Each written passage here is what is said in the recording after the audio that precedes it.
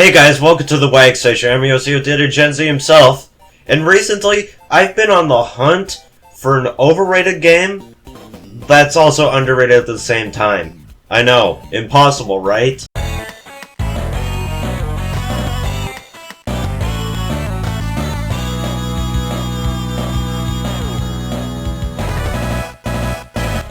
I found it! Well, to get things started here, Mario Kart Super Circuit was released on the Game Boy Advance here in North America on August 27th, 2001. In Japan, July 21st of 2001, and in Europe, September 14th of 2001. What were they doing all summer?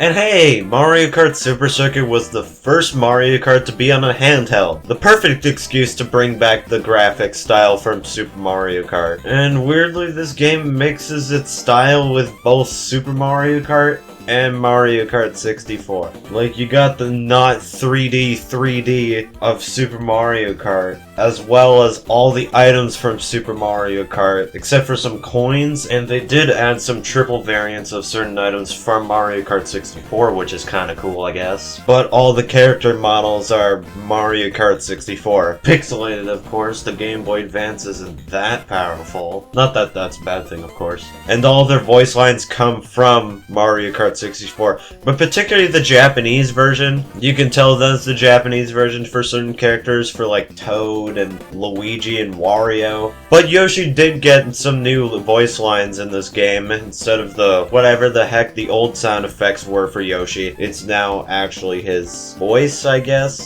Just a bunch of good old Yoshi repeated over and over and over again. Alright, no more of this history and whatever the heck I'm talking about right now crap.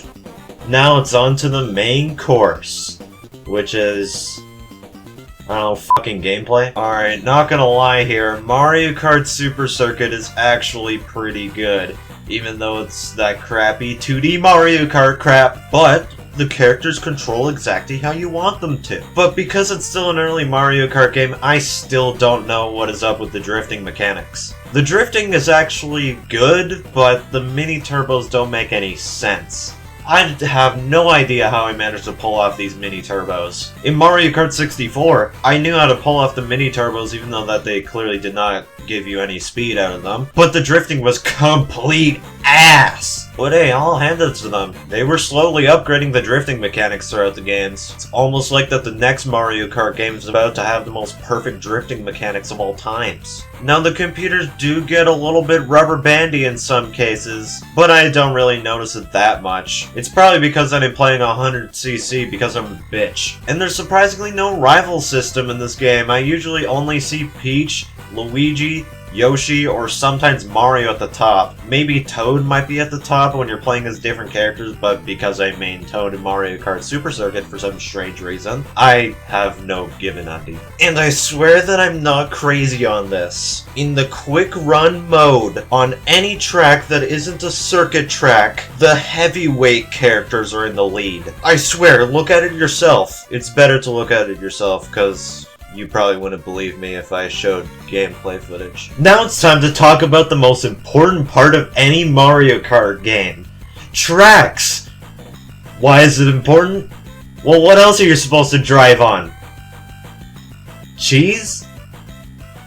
Wait, starting out with the Mushroom Cup, we got Peach Circuit. It's your basic old circuit in the shape of an L, kind of, and it has Peach's castle in the background. Wow, it is just meh. Next we got Shy Guy Beach. I quite like this one. It's kind of a little bit of a successor to Koopa Beach from the Super Nintendo. Now there's a little section that these Shy Guy pirates are just shooting cannonballs onto the track, and it's really funny, and I love it so much, and it's still a pretty basic track. It's literally just a circle, or I guess more of a square, but curved. Next we got Riverside Park. This is honestly a pretty good track for only being in the Mushroom Cup. It's actually fairly fleshed out, not gonna lie. Next we got Bowser Castle 1, a little bit of a successor to the Super Nintendo Bowser Castles. It only has 90-degree turns, and this Bowser Castle is lame. It is so short, and the 3 laps do not help. I think if it was 5 laps, It could have been a little bit better, but it's still lame as hell. Next, we got the Flower Cup, starting out with Mario Circuit. It's a little bit more fleshed out than Peach Circuit, but it's still a circuit track, so it's just kind of lame. Although, hey, they added a little alternate path that you can take that's completely useless for speed, which is why I clearly never used it. Next, we got Boo Lake, a successor to the Ghost Valley tracks from the Super Nintendo. I love this one. It has this little fun shortcut that you can do that makes the CPUs freak out and they start speeding up just to catch up to you.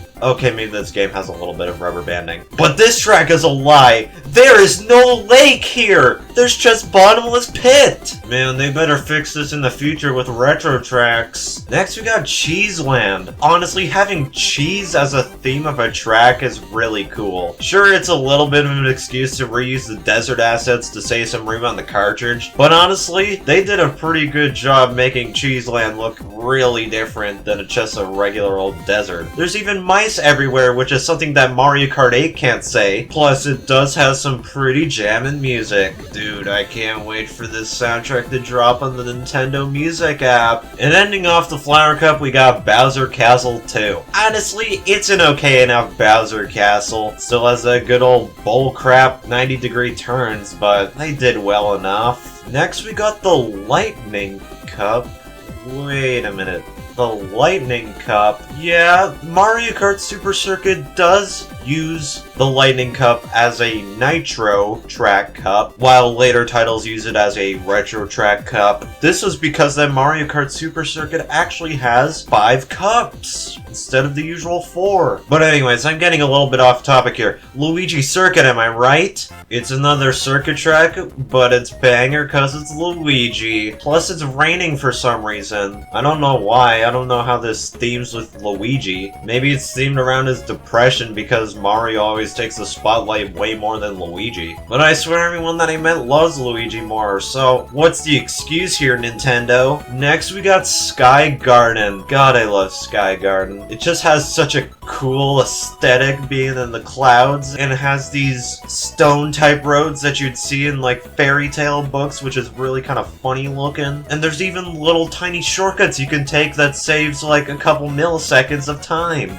Banger track if I do say so myself. Next we got Cheep Cheep Island. Man, is it just me, or is Nintendo like really good at making sunset themed levels? Cause god damn, this is good looking sunset. Track design is okay. The bridge section does feel a little bit of filler, but other than that, great course. And next we got Sunset Wilds. Man, this track is so cool. It has a banger intro to a song, and the rest of the song is also banger. You got these shy guys camping out, that when you run into them, they just start robbing you of all your coins. There's even a day-night cycle type thing, which it just laughs in the face of the Nintendo Switch because the Switch apparently can't run this. This, I must admit, is my favorite track in Mario Kart Super Circuit. And starting up the Star Cup here, we got Snowland.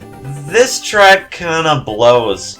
Like, why does the screen have to shake this much? Come on, I know you're trying to make it ice feeling, but the slippery controls already make up for that. Did you really have to make the camera shake? And plus, it doesn't really make any sense. The ice can't really be slippy if it's that bumpy. Maybe if you're walking, but if you're driving, you would just need insurance. Next, you got Ribbon Road, another banger track. This course is so bullcrap. Somehow the computer players just have to touch every single speed panel, and it just makes me rage so much. But other than that, it's just a lovely little course. And it's all based around ribbons and presents and stuff. It's almost like that this was supposed to be the true Christmas track after Snowland here. Next we got Yoshi Desert. It is literally just a desert, but it has a Yoshi thing in the background. Kinda like how Peach Circuit is just a circuit with Peach's castle in the background. Honestly, this track is pretty cool. Plus, its music actually references Yoshi's original noises, which is really cool. And ending off the Star Cup here, we got Bowser Castle 3. This time taking place outdoors of Bowser Castle. Plus, it's all blue. It's definitely the best out of all the Bowser Castles for those Mario Kart Wii sweats. But for me, it's It's okay enough. Has a little magic Koopa near the end,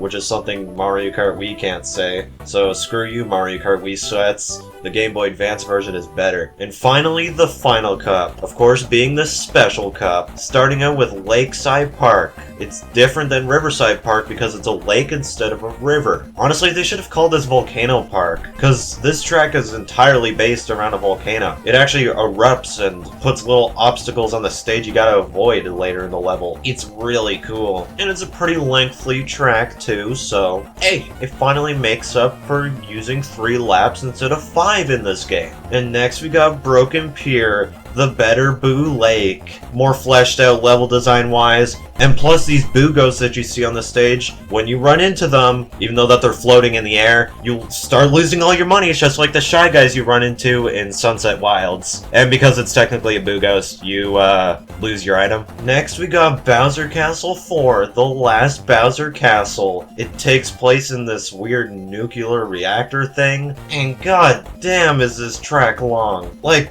this is the only track in the entire game that deserves just 1 lap. 3 laps is too much. Way too much. Now imagine if it was 5 laps. And you can do that with Quick Run, by the way. So, if you want a good time waster, play Quick Run.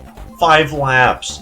Bowser Castle 4. And play Bowser Castle 4 about like 10 times. But this track really feels like a test to show how much skill you got in a flat Mario Kart game. And to end things off, we got this game's rendition of Rainbow Road. This version of Rainbow Road is actually really fun. The edge of the road is just nothing but these bouncy slopes that you might have seen around in Super Mario Kart and in Mario Kart Super Circuit before. But it's really cool because you can actually use mushrooms to pull off some pretty neat shortcuts. Plus, of course, like any other Rainbow Road, it has some pretty banger music. And after that, the game isn't even over yet. It comes with an entire second game. You have the option of unlocking the entirety of the original Super Mario Kart, but the way you unlock these courses suck. You see, after when you beat a cup, you gotta beat that cup again and get a total of 100 coins. The fact that you have to beat the cup again really sucks. And plus as well, you gotta do this with every cup in every speed class, just to be able to get your random assortment of 4 Super Nintendo tracks. And yeah, because Super Mario Kart originally had 5 tracks per cup, and this game has 4 tracks per cup, but there's 5 cups. Yeah, now it's kind of a little bit mixed up. But hey, you still have Mario Circuit 1 at the beginning and Rainbow Road at the end. But these versions of the track sucks. All the obstacles are gone. And plus the music sounds bad too. And with that, those are basically the tracks. Basically the tracks in this game, minus the fact that you're able to unlock the original Super Mario Kart tracks. It all just feels like if the original Super Mario Kart just kept going. Not that that's a bad thing, because some of these tracks do go pretty fleshed out, with stuff like day-night cycles, different types of obstacles and aesthetics. It's literally just an extension of Super Mario Kart. And that's all I got to really say about this game.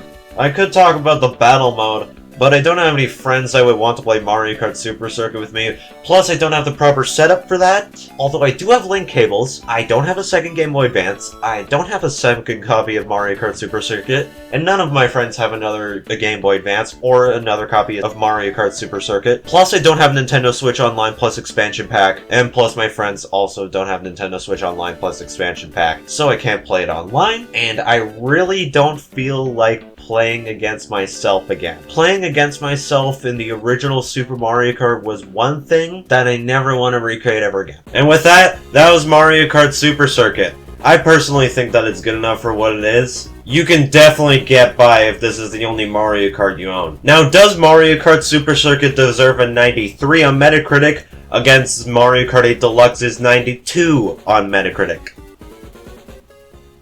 Fuck no!